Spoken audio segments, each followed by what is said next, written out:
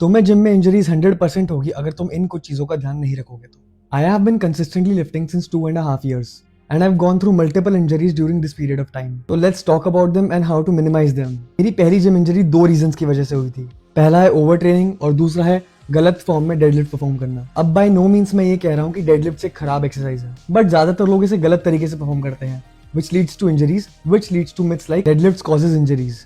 तो इन्हें प्रिवेंट करने के लिए पहली टिप होगी, don't go all the way to failure on deadlifts, since this is the single most fatigue generating exercise और तुम्हारी फॉर्म एंड के रेप्स में ब्रेक होगी ही।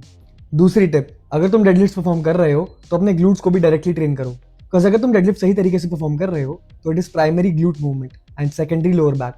अब बात करते हैं दूसरी इंजरी की, जो कि थी एक टेनिस एल्बो प्रॉब्लम, जो कि क्रिकेट में खराब थ्रोइंग टेक्निक और एक पर्टिकुलर ट्राइसेप एक्सरसाइज की वजह से हुई थी। जो पर्टिकुलर एक्सरसाइज मुझे एल्बो जॉइंट में डिस्कम्फर्ट कॉज कर रही थी वो थी इजी बार स्कल क्रशर्स। अब अगेन मैं ये बिल्कुल क्लेम नहीं कर रहा हूँ कि EZ bar skull crushers is a bad exercise. In fact ये सेम एक्सरसाइज मुझे डंबल से परफॉर्म करते में कोई भी प्रॉब्लम नहीं होती है। तो अपनी बॉडी को समझो और अगर कोई एक्सरसाइज तुम्हें किसी पर्टिकुलर मसल या जॉइंट में डिस्कम्फर्ट कॉज कर रही है तो उसे आज ही रिप्लेस कर दो।